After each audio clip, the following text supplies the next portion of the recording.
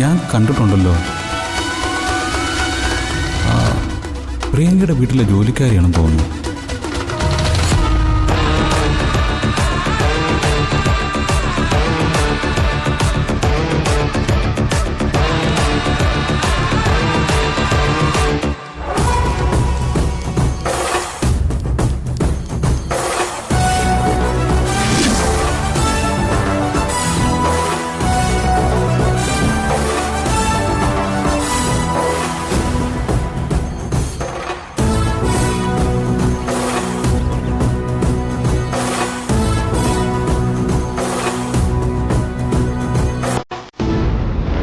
ചേട്ടാ ഒന്ന് മാറോ? താങ്ക്സ്.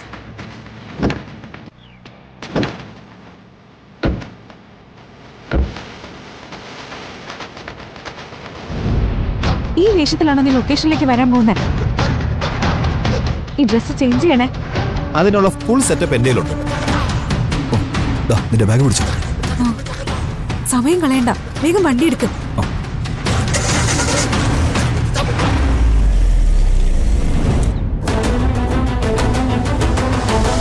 എടോ, താൻ ടെൻഷൻ ആവണ്ട. പ്രിയ പറഞ്ഞ സമയത്ത് തന്നെ തിരിച്ചെത്തും. ഇതെന്താ കുഴപ്പമെന്നറിയോ? താൻ കോളേജിലൊന്നും പോവാത്തോണ്ടാ. ഞങ്ങളൊക്കെ എത്ര പണി ഒപ്പിച്ചിരിക്കുന്നു, ഇതുവരെ ആരും പിടിച്ചിട്ടില്ലല്ലോ. നിങ്ങക്ക് അങ്ങനെയൊക്കെ പറയാം.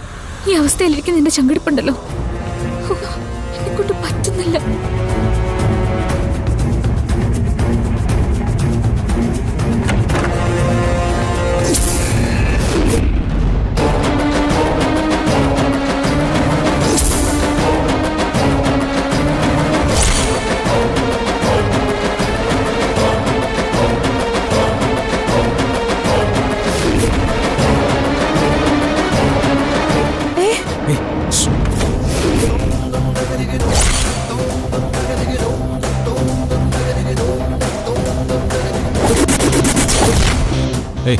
നിങ്ങളാരും ടെൻഷനാവൊന്നും വേണ്ട.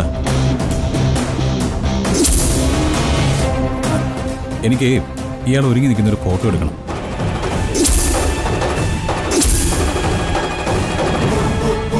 അതിന് ഒരുക്കം കഴിഞ്ഞിട്ടില്ല. വേണ്ട, എത്രയും കഴിഞ്ഞിട്ടുണ്ടോ എനിക്ക് അത്രയും മതി. അത് ശരിയാവില്ല, ആചാരത്തിനെതിരെ അത്.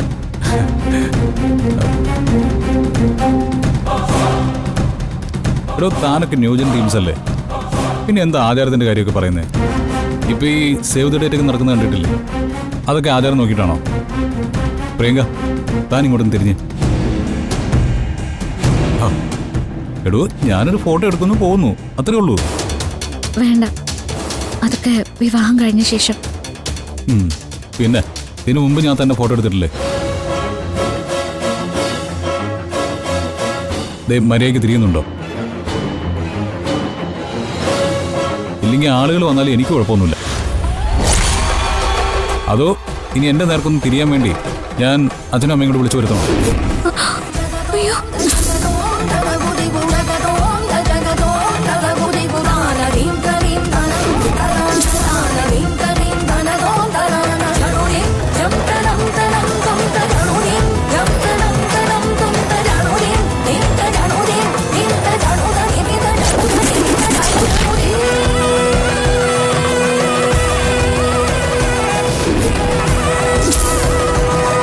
എന്ത് രസമാണോ തന്നെ ഈ വേഷത്തിൽ കാണാൻ.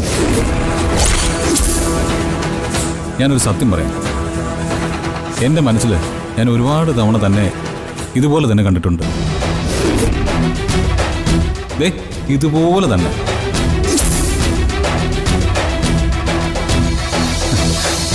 Anyway I M lucky.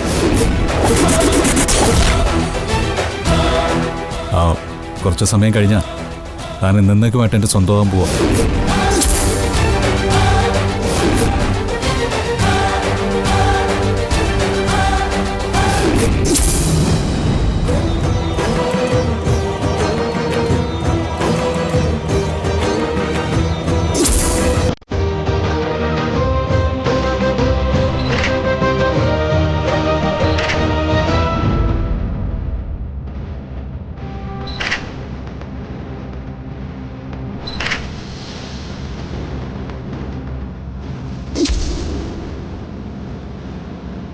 എനിക്ക് വേണ്ട ഫോട്ടോസൊക്കെ കിട്ടിയിട്ടുണ്ട്. അപ്പോൾ ഓക്കെ, ഇനി നമുക്ക് മണ്ഡപത്തിൽ കാണാം. അല്ല, ഇത് ഇയാളുടെ ഫ്രണ്ട്സ് അല്ലേ?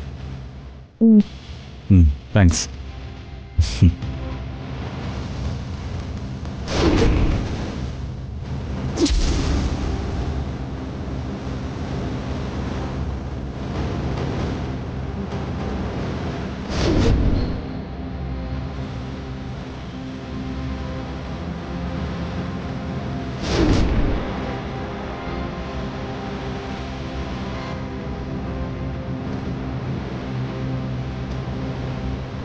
മൈ ഗോഡ്, ഞാൻ വിചാരിച്ചു ഇപ്പൊ തന്നെ പ്രശ്നമാവുന്നു.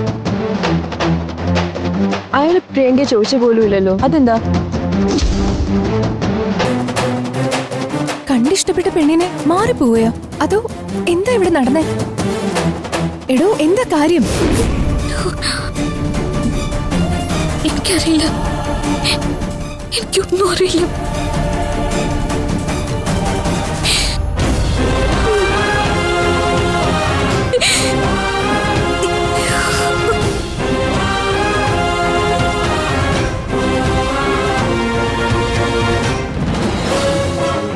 എന്തോ ഒരു പ്രശ്നമുണ്ട്.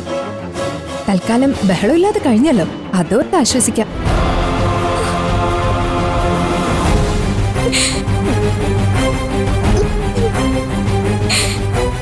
കൃഷ്ണ,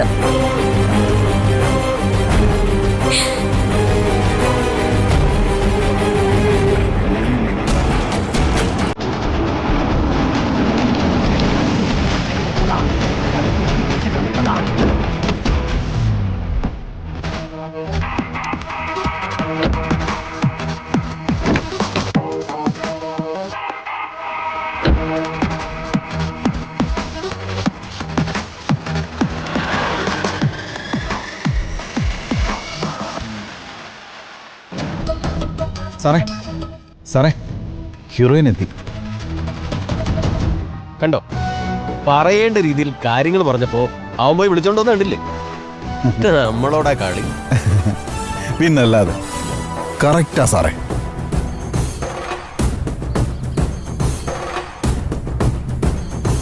സോറി സർ, അല്പം വൈകിപ്പോയി.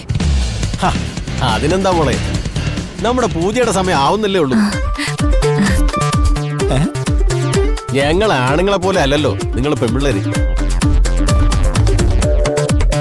നിങ്ങൾക്ക് ആവശ്യത്തിന് ഒരുങ്ങാൻ സമയം വേണ്ടേ? നിങ്ങളെ വളരെ സുന്ദരിമാരായിട്ട് കാണാനല്ലേ ഞങ്ങൾക്കും പ്രേക്ഷകർക്കും ഇഷ്ടം. ഇനിയിപ്പോ കാര്യങ്ങളൊക്കെ ചടപടാന്ന് പാഞ്ഞു നടക്കട്ടെ. സർ, ഞാൻ ഡയറക്ടറുടെ അടുത്തേക്ക്. ഓ, ചെല്ലു. പിന്നെ ആ ചാനലുകാരോടൊന്ന് പറഞ്ഞേക്കണം. Thank you sir. വാ.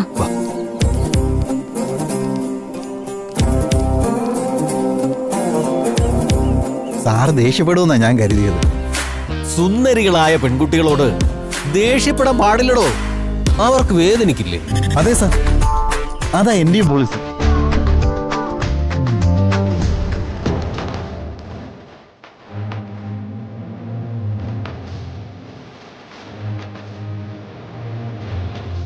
നമസ്കാരം സർ. താൻ നമ്മളെ പേടിപ്പിച്ച് പറഞ്ഞല്ലോ. ഞാൻ പറഞ്ഞില്ല സാർ, കൃത്യസമയത്ത് എത്തുമെന്ന്. എന്നിട്ട് എല്ലാവരും കൂടെ വെറുതെ എന്നെ. എടോ, താനത് വിട്ടുകളാ.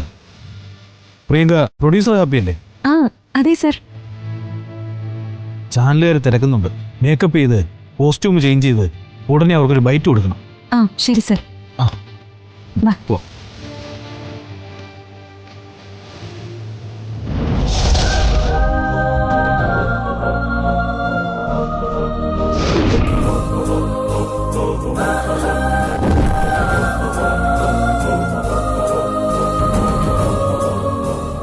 നമ്മുടെ പൂജയുടെ മുഹൂർത്തമായി.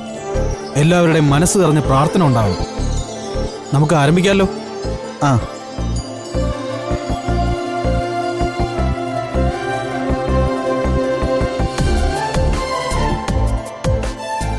ആദ്യത്തെ തിരി സാറ് തന്നെ കത്തിക്കും. ഏയ്, സ്ത്രീകൾക്കാണ് എല്ലാത്തിനും മുൻഗണന. നമ്മുടെ ഹീറോയിൻ തന്നെ കത്തിക്കട്ടെ. ഉം? ആ. കത്തിച്ചോളൂ കത്തിച്ചോളൂ.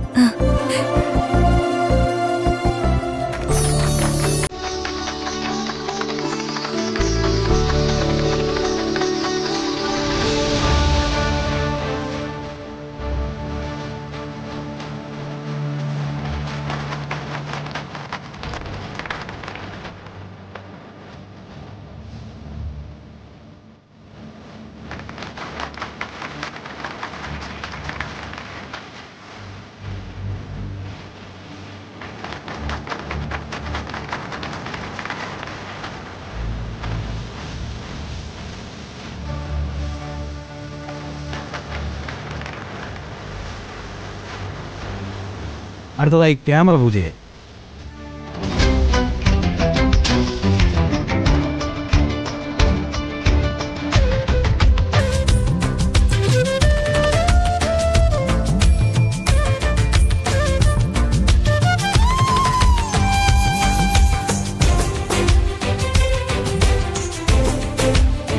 ഇതാ ഞാൻ സ്വപ്നം കണ്ടത്. ഇതാ എന്റെ ജീവിതം. ഇതിൽ നിന്ന് ഒരിക്കലും ഞാൻ തിരിച്ചു പോവില്ല.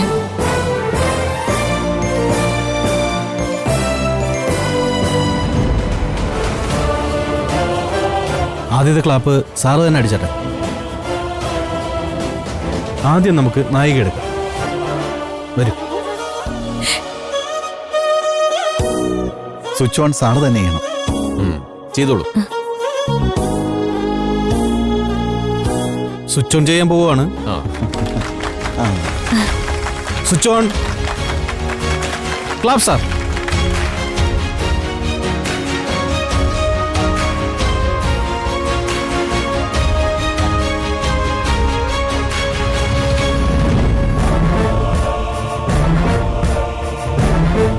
സോന, പ്രിയങ്ക കൃത്യസമയത്ത് തിരിച്ചെത്തില്ലേ?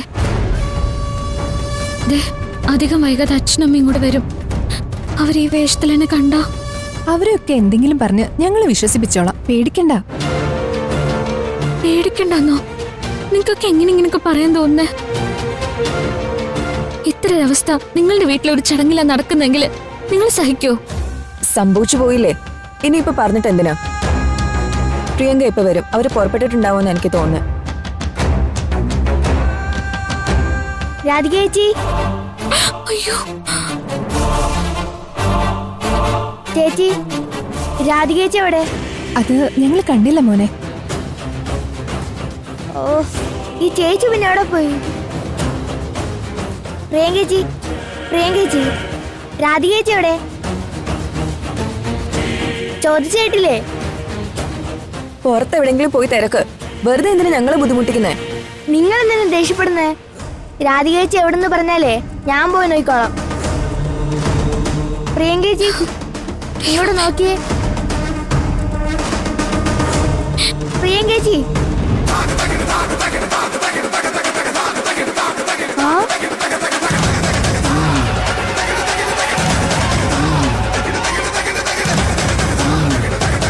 ചേച്ചിയാണോ വന്ന വഴി?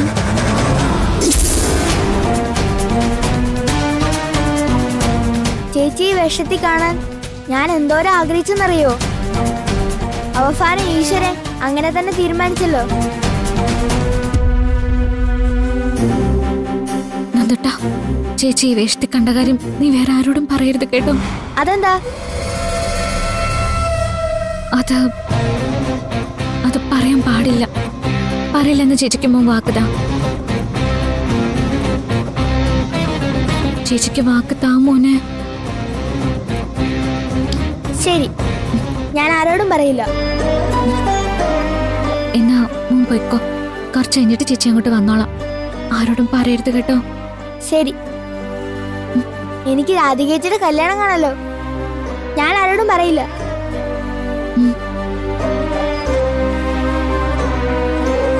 ആ ചെറുക്കൻ കുഴപ്പമുണ്ടാക്കുവോ? അവനെ വിശ്വസിക്കാം. അവനാരോടും പറയില്ല. പക്ഷെ അവൻ പറഞ്ഞത് കേട്ടില്ലേ? മുഹൂർത്തത്തിന് സമയമായി. പ്രിയങ്കി വിളിക്ക്.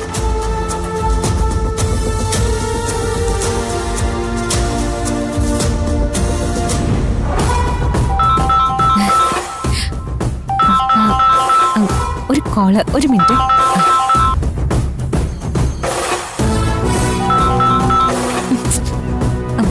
ഹലോ പ്രിയങ്ക, മുഹൂർത്തം ആവാറായി. പെണ്ണിനെ കൂട്ടിക്കൊണ്ടുവരാൻ ആളുകൾ ഇപ്പൊ എത്തും. നീ എവിടെ എത്തി? സോന, ഞാൻ ഇവിടെ നിന്ന് ഇറങ്ങിയിട്ടില്ല. മീഡിയക്കാരോടൊക്കെ സംസാരിച്ചോണ്ടിരിക്കുക. കുറച്ചു നേരം കൂടി എന്തെങ്കിലും ചെയ്തേ പറ്റൂ. എടി, ഇനി ഒന്നും ചെയ്യാൻ പറ്റില്ല. അത്രയ്ക്ക് ക്രിട്ടിക്കലാ സിറ്റുവേഷൻ. എനിക്കിപ്പോ ഇവിടുന്ന് ഒഴിഞ്ഞു മാറാൻ പറ്റില്ല. ഇവിടെ എനിക്ക് കിട്ടുന്ന ട്രീറ്റ്മെന്റ് എന്താണെന്ന് അറിയോ? ഒരു സൂപ്പർ താരത്തിന് കൊടുക്കുന്ന ട്രീറ്റ്മെന്റാ എനിക്കെല്ലാരും തന്നോണ്ടിരിക്കുന്നത്. ഇനി എന്നെ വിളിക്കല്ലേ. നിങ്ങൾ എങ്ങനെയെങ്കിലും ഒന്ന് അഡ്ജസ്റ്റ് ചെയ്തേ പറ്റൂ. ബൈ.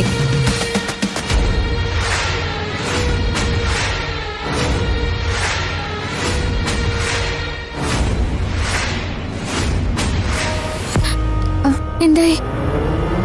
അവള് പുറപ്പെട്ടിട്ടില്ല. അവിടെന്തോ തിരക്കിൽ നിൽക്കുവോ? അതെ, ഞാൻ വിളിക്കാം. ഞാൻ സംസാരിച്ചോളാം. അവളുടെ ഫോൺ താ. അയ്യോ, സോന, ഇറ്റ്സ് സീരിയസ്. പ്രിയങ്ക എത്തിയില്ലെങ്കിൽ എന്റെ അമ്മ എനിക്ക് ആലോചിക്കാൻ പോലും വയ്യ. ഞാൻ അപ്പോഴേ പറഞ്ഞത് ഈ വേഷന്മാരിൽ ഒളിച്ചോട്ടൊന്നും വേണ്ടെന്ന്. അപ്പൊ എല്ലാരും കൂടി എന്നെ കുരുക്കി കളഞ്ഞു. ഇപ്പൊ മനസ്സിലായില്ലേ ഇതിന്റെ ബുദ്ധിമുട്ട്?